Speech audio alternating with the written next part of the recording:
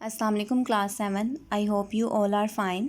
जैसे कि अब आपको पता है कि आपकी सेकंड असेसमेंट स्टार्ट हो गई हैं, उसमें जो है आपका स्ट्रक्चर ऑफ एन एटम वाला सेकंड हाफ जो है वो इंक्लूड है सेकंड असेसमेंट में। अब स्ट्रक्चर ऑफ एन एटम के लिए आपको पता होना चाहिए कि एटम जो है वो उसके अंदर क्या क्या चीज़ें मौजूद हैं। एटम में 3 चीज़ें होती हैं, इलेक्ट्रॉन, प्रोटॉन्स और न्यूट्रॉन्स। अब ये एटम में किस तरीके से प्रेजेंट हैं। एटम में सेंटर में होता है न्यूक्लियस और साइड पे ये पाथ होते हैं जहाँ पे इलेक्ट्रॉन्स मूव करते हैं। ठीक है, ये पाथ ये जो हैं इनको बोला जाता है शेल्स, और यहाँ पे इलेक्ट्रॉन्स मूव करते हैं इस शेल्स के अंदर। ये देखिए यहाँ पे मैंने 3 शेल्स बनाए हैं। हर एटम के डिफरेंट शेल्स होते हैं, किसी का 1 होगा, किसी का 2 होगा और किसी का 3 है, इससे ऑनवर्ड। और सेंटर में प्रोटॉन्स और न्यूट्रॉन्स प्रेजेंट है। ठीक है, अब आपको एटम का स्ट्रक्चर समझ में आ गया है कि जो 3 चीज़ें प्रेजेंट हैं, इलेक्ट्रॉन, प्रोटॉन्स और न्यूट्रॉन, वो किस तरीके से इस एटम के अंदर प्रेजेंट हैं। कि प्रोटॉन और न्यूट्रॉन होंगे सेंटर न्यूक्लियस में, और जो ये साइड पे जो पाथ बने हुए हैं यहाँ पे इलेक्ट्रॉन्स मूव करते हैं, इनको बोलते हैं शेल्स। ठीक है, अब आपका जो आपको सिलेबस में दिया गया है वो क्वेश्चन नंबर 1 ये है, what are shells and write their names. The parts of movement of electrons, यहाँ पे पार्ट्स नहीं आएगा, पाथ है ये। The path of movement of electrons around the nucleus are called shells, और इनके नेम्स हैं KLMN एंड ऑनवर्ड। ठीक है, तो यहाँ से आपको समझ में आ गया कि जो ये इलेक्ट्रॉन्स हैं वो इस शेल के अंदर प्रेजेंट हैं, इनको बोलते हैं शेल्स, यहाँ पे इलेक्ट्रॉन्स मूव कर रहे हैं। अब फर्स्ट शेल को कहेंगे K शेल, सेकेंड को L M, इस तरह के ऑनवर्ड यहाँ पे चलते जाएंगे एटम के लिहाज से, जितने एटम के अंदर शेल्स मौजूद होंगे। अब आपका सेकंड क्वेश्चन है, calculate the number of electrons in KL and M shell. तो आपने किस तरीके से इलेक्ट्रॉन को फाइंड आउट करना है कि एक शेल के अंदर कितने इलेक्ट्रॉन होंगे। तो इसके लिए सिंपली एक फार्मूला इस्तेमाल किया जाता है 2n⁻²। ठीक है, इसमें n क्या होता है, नंबर ऑफ शेल्स, कि उसका शेल का कौन सा नंबर है। जैसे K शेल है, यहाँ पे K शेल जो है वो फर्स्ट नंबर पे है, तो K शेल कौन सा नंबर है, 1। L जो है वो सेकंड है और M इस तरह थर्ड और N फोर्थ होगा एंड सो ऑनवर्ड। तो अब हम अगर जो है K के लिए निकालें फॉर K शेल, इसके अंदर हम देखें कि इसके अंदर कितने इलेक्ट्रॉन्स हैं। तो जैसे यहाँ पे आपको सॉल्व किया भी मिला है कि number of electrons in K shell के लिए हमने फार्मूला लगाया 2n⁻²। अब हमने इसके अंदर 2 वैसे ही लिखा, n जो है यहाँ पे नंबर ऑफ़ शेल, K कौन सा शेल है, फर्स्ट शेल है, तो इसलिए हमने यहाँ पे n की जगह हमने 1 लगाया और इसकी पावर। अब आप जब इसको सॉल्व करेंगे 1 की पावर 1 ही होता है 2। अब इससे जब मल्टीप्लाई करेंगे तो 2 आ जाएंगे। इसका मतलब ये है कि K शेल के अंदर मैक्सिमम 2 इलेक्ट्रॉन्स होते हैं। इसी तरह जब हम L के पास जाएंगे, L जो है वो सेकंड जो है वो शेल है, जब हम यही फार्मूला L के लिए अप्लाई करेंगे 2n⁻² के लिए, तो फिर इसके अंदर कैसे आएगा 2। अब L का हमने यहाँ पे सेकंड शेल है इसलिए हमने 2 लगाना है। 2 की पावर क्या होगी 4, और इस तरीके से इसका आंसर आएगा 8। इसका मतलब L के अंदर 8 इलेक्ट्रॉन्स आ सकते हैं। ये देखिए आपको यहाँ पे सॉल्व किया मिला है। इसी तरीके से M जो है वो थर्ड शेल है और इसके अंदर इलेक्ट्रॉन्स के हमने यहाँ पे N की जगह 3 पुट करेंगे और इसको जब हम सॉल्व करेंगे तो इसका आंसर आएगा 18। इसका मतलब ये है कि इन शेल के अंदर इतने इतने इलेक्ट्रॉन्स आ सकते हैं। फॉर एग्ज़ाम्पल अगर K शेल है, किसी भी एटम के जो है वो इलेक्ट्रॉन 3 बन रहे हैं, तो आपने K शेल में फ़र्स्ट 2 की फिलिंग कर दी। ठीक है, यहाँ पे आपने फ़र्स्ट 2 इलेक्ट्रॉन्स की फिलिंग कर दी है। अब वो नेक्स्ट जो 3 वाला है वो अगले में जाएगा, इसमें नहीं रहेगा, क्योंकि इलेक्ट्रॉन इसकी कैपेसिटी नहीं है इतनी कि वो इससे ज़्यादा इलेक्ट्रॉन्स को अपने पास रख सके। ठीक है, उसके बाद नेक्स्ट आपका क्वेश्चन है, डिफाइन वैलेंसी विद एग्जाम्पल। अब वैलेंसी के लिए आपको पहले पता होना चाहिए कि वैलेंसी की डेफिनेशन क्या है। Valency, the number of electrons that atom wants to lose, gain or share is called its valency। वो कह रहे हैं कि एटम अपने इलेक्ट्रॉन लूज़ करे या गेन करे या किसी से शेयर करे, वो उसकी वैलेंसी होती है। जितने कोई एटम इलेक्ट्रॉन लूज़ करेगा, गेन करेगा या शेयर करेगा, उतनी ही उस एटम की वैलेंसी होगी। अब इसके लिए आपको ये एक बात याद रखनी चाहिए कि जो आउटर मोस्ट शेल होता है, कोई भी इलेक्ट्रॉन है, उसकी ये कोशिश होती है कि उसके आउटर मोस्ट शेल में 8 इलेक्ट्रॉन्स हों। जैसे ये आपने एटम है, अगर उसके 3 शेल हैं तो उसके आउटर मोस्ट शेल में, आउटर मोस्ट होता है सबसे बाहर वाला, उसके अंदर मैक्सिमम जो हैं वो 8 इलेक्ट्रॉन्स ही होने चाहिए। इससे ज़्यादा अगर वो इतने उसके पास 8 होंगे तो वो एटम जो है वो स्टेबल होता है। ठीक है, ये आपको एक पॉइंट याद रखना है यहाँ पे कि आउटर मोस्ट शेल में वो कोशिश होती है किसी भी एटम की कि वो अपने इलेक्ट्रॉन्स को 8 को फिल करें।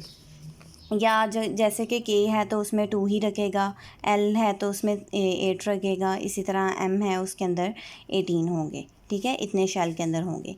अगर उसके पास ज़्यादा आ जाते हैं, जैसे किसी एटम के अंदर 3 बन रहे हैं, तो अब उसके पास वो 2 जो है वो फर्स्ट शेल में फिल हो गया, ये न्यूक्लियस में फिल हो गया, और यहाँ पे 2 जो इलेक्ट्रॉन्स थे ये हो गए। ठीक है, अब ये तीसरा वाला उसके पास अगर है तो वो उसको क्या करेगा कि उसको नेक्स्ट वाले में फिल करेगा, ना कि अपने सेकंड वाले में रखेगा, कि उसके पास कैपेसिटी इतनी ज़्यादा नहीं होती, वो सिर्फ 2 इलेक्ट्रॉन्स ही अपने पास रख सकता है। इसलिए उसने अब 1 इलेक्ट्रॉन आगे भेज दिया। अब 8 इलेक्ट्रॉन आगे जब भेज दिया तब इसके आउटर मोस्ट में जो है वो शेल में कितने इलेक्ट्रॉन है, 1 है ओनली। ठीक है, ये सोडियम मेटल की एग्जांपल आप ले सकते हैं इसमें। उसके पास भी आउटर मोस्ट शेल में 1 इलेक्ट्रॉन होते हैं, तो 1 इलेक्ट्रॉन इसके पास मौजूद है। अब इसने जो है वो अपना आउटर मोस्ट शेल कंप्लीट करने के लिए 8 इलेक्ट्रॉन्स होने चाहिए। अब इसके पास 8 इलेक्ट्रॉन्स लेने के लिए इसको अपने पास 7 इलेक्ट्रॉन्स और लेने पड़ेंगे। तो कोई भी एटम इतने ज़्यादा इलेक्ट्रॉन्स एक साथ नहीं ले सकता। उसके लिए ये पॉसिबल हो सकता है कि ये अपना जो है वो 1 इलेक्ट्रॉन किसी को दे दे, ताकि जो है वो स्टेबल हो जाए। तो इसलिए जो है यहाँ पे जो है वो इलेक्ट्रॉन ये लूज़ कर रहा है, तो जितना ये लूज़ करेगा इसकी वैलेंसी भी उतनी होगी। ठीक है, जैसे आपने एग्जांपल में यहाँ पे डेफिनेशन में भी पढ़े हैं कि the number of electrons than an atom wants to lose, gain और शेयर। तो उसने 1 इलेक्ट्रॉन लूज़ किया, इसलिए उसकी वैलेंसी भी क्या है, 1 है। नेक्स्ट क्वेश्चन है what is an ion, give example. Ion कोई भी जो अब सोडियम था उसने 1 इलेक्ट्रॉन दे दिया, इसके ऊपर पॉजिटिव चार्ज आ जाता है। वो पॉजिटिव चार्ज क्यों यहाँ पे आएगा, क्योंकि जब उसने अपना इलेक्ट्रॉन दे दिया, आपने पीछे जब पढ़ा था कि नंबर ऑफ़ इलेक्ट्रॉन्स जो हैं, इलेक्ट्रॉन्स किसी भी एटम के अंदर वो नंबर ऑफ़ प्रोटॉन्स के इक्वल होते हैं। ठीक है, जितने इलेक्ट्रॉन्स होंगे उतने ही प्रोटॉन्स होंगे। तो जब सोडियम एटम अपना 1 इलेक्ट्रॉन दे देगा, फॉर एग्जांपल अगर इसके पास जो है वो 17 है, इलेक्ट्रॉन भी प्रोटॉन भी 17 हो गए। अगर किसी एटम ने या किसी ने अपना इलेक्ट्रॉन दे दिए हैं तो उसकी वजह से यहाँ पे कम हो जाएंगे 16, और यहाँ पे प्रोटॉन्स उतने ही रहेंगे। तो इलेक्ट्रॉन्स के ऊपर नेगेटिव चार्ज होता है, प्रोटॉन्स के ऊपर पॉजिटिव चार्ज होता है। तो यहाँ पे नेगेटिव चार्ज क्या हो गया, कम। तो इसलिए अब वो जो एटम होगा उसके ऊपर पॉजिटिव चार्ज जो है वो डोमिनेंट हो जाएगा। अब वो कोई भी एटम है, जैसे सोडियम है तो उसके ऊपर प्लस चार्ज आ गया। वो क्यों, क्योंकि उसने अपना जब इलेक्ट्रॉन दिया उसकी वजह से उसके पास इलेक्ट्रॉन्स की कमी होगी, चार्ज जो है वो पॉजिटिव ज़्यादा हो गया, इसलिए इलेक्ट्रॉन जो सोडियम है उसके ऊपर पॉजिटिव चार्ज आता है। तो एग्जाम्पल में भी आप देख सकते हैं कि सोडियम जो है वो प्लस होता है। इसी तरह ऑक्साइड आयन होता है, उसके ऊपर माइनस चार्ज होता है। क्यों, क्योंकि वो 1 इलेक्ट्रॉन किसी से एक्सेप्ट करेगा, उसकी वजह से उसके पास इलेक्ट्रॉन ज़्यादा हो जाएंगे और इलेक्ट्रॉन का जो चार्ज है नेगेटिव वो ज़्यादा हो जाएगा। ठीक है, यहाँ तक हो गया। अब नेक्स्ट है differentiate between anions and cations. ठीक है, कैटाइंस होते हैं एटम रिलीज इट्स 1 और more electrons from the outermost shell. कोई भी एटम है उसने अपने आउटर मोस्ट शेल से इलेक्ट्रॉन को रिमूव कर दिया है। ठीक है, उसकी वजह से क्या हुआ, जब यहाँ पे उसने भी रिमूव किया था सोडियम ने, तो उसकी वजह से क्या हुआ था कि इलेक्ट्रॉन्स क्या हो गए थे, कम हो गए थे और प्रोटॉन ज़्यादा हो गए थे। तो डेफिनेशन सेकंड वाली देखें, the number of protons more than the number of electrons. यहाँ पे इलेक्ट्रॉन्स जो हैं वो प्रोटॉन से कम हो गए हैं, इट्स बिकम पॉजिटिव चार्ज। और पॉजिटिव चार्ज इस वजह से आएगा क्योंकि जब प्रोटॉन का नंबर ज़्यादा हो जाएगा तो पॉजिटिव चार्ज ज़्यादा हो जाएगा। इसके जो है वो सामने एनाइंस जो हैं वो आप देखें कि एटम एब्जॉर्ब 1 और more electron in its outermost shell. जब इलेक्ट्रॉन ने 1 और मोर इलेक्ट्रॉन्स को एक्सेप्ट किया तो उसकी वजह से क्या हो गया, जब इलेक्ट्रॉन्स को एक्सेप्ट करेगा तो इसकी वजह से इलेक्ट्रॉन्स ज़्यादा हो जाएंगे। जैसे अगर 18 थे अब 17 थे, अब 18 हो गए और वो 17 ही रहे प्रोटॉन। तो उसकी वजह से क्या हुआ कि एक इलेक्ट्रॉन जो है वो ज़्यादा हो गया। तो इस इलेक्ट्रॉन के ज़्यादा होने की वजह से यहाँ पे नंबर ऑफ़ प्रोटॉन ज़्यादा हो गए हैं नंबर ऑफ़ प्रोटॉन्स जो हैं वो कम हो गए हैं और नंबर ऑफ़ इलेक्ट्रॉन ज़्यादा हो गए हैं। तो नंबर ऑफ़ इलेक्ट्रॉन के ज़्यादा होने की वजह से नेगेटिव चार्ज ज़्यादा होगा, प्रोमिनेंट हो जाएगा, इसलिए उनके पास नेगेटिव चार्ज होता है। तो दो किस्म के आयन हैं, एक पॉजिटिव आयन है, दूसरा नेगेटिव आयन है। पॉजिटिव वाले को हम कैटाइंस बोलते हैं और नेगेटिव वाले को एनाइंस बोलते हैं। इसकी एग्जाम्पल में आप सेम ये भी एग्जाम्पल दे सकते हैं सोडियम वाली, कि सोडियम के ऊपर पॉजिटिव चार्ज है तो वो है कैटाइन, और ऑक्साइड आयन उसके ऊपर नेगेटिव चार्ज है जिसको बोलते हैं A9. Define isotopes, give example. Isotopes जैसे आपने पहले पढ़े हैं, जब आपने फर्स्ट असेसमेंट में इसका पेपर भी हुआ, उसमें क्वेश्चन भी आपको यही वाला आया था, आइसोटॉप्स वाला। तो आइसोटॉप्स क्या होते हैं? The atom of the same element have same atomic number but different mass number are called isotopes. अब आप यहाँ पे देख रहे हैं कि जो एटॉमिक नंबर होता है वो हम नीचे रिप्रेजेंट करते हैं, लिखते हैं किसी भी एटम में, और ऊपर जो है वो उसका मास नंबर लिखा जाता है। हाइड्रोजन के 3 आइसोटॉप्स होते हैं। देखिए उसका एटॉमिक नंबर सेम है लेकिन मास नंबर क्या हो रहा है, डिफरेंट हो रहा है। जैसे एक में 1 है, एक में 2 है और 3 में, इसके नेम भी होते हैं डिफरेंट, प्रोटियम, ड्यूटियम, ट्रिटियम।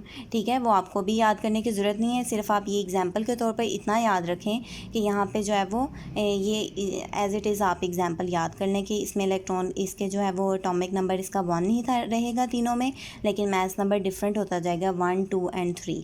ठीक है, तो यही डेफिनेशन है कि उसमें एटॉमिक नंबर सेम होता है, मास नंबर क्या होता है, डिफरेंट होता है। और यहाँ पे आपने हाइड्रोजन की एग्जांपल देनी है। ये हाइड्रोजन में H डबल आ गए, एक ही H आएगा। ठीक है, यहाँ तक आज तक आपका लेक्चर है आज का। इसके अलावा ये नोट जो है वो लास्ट में आपको मैं ये ज़रूर बताती जाऊँ कि आपने जो है वो पूरा चैप्टर रीड आउट करना है जितना आपका सेकेंड असेसमेंट में इंक्लूड है, क्योंकि जो आपका ऑब्जेक्टिव है वो अनसीन आएगा। इसके लिए आपको पूरा चैप्टर जो है वो रीड आउट करना पड़ेगा। आपने पूरा चैप्टर अच्छे तरीके से रीड आउट करना है ताकि अगर आपको ऑब्जेक्टिव अनसीन आए तो आप उसमें से जो है वो इजीली उसको कर सकें। थैंक यू, अल्लाह हाफिज़।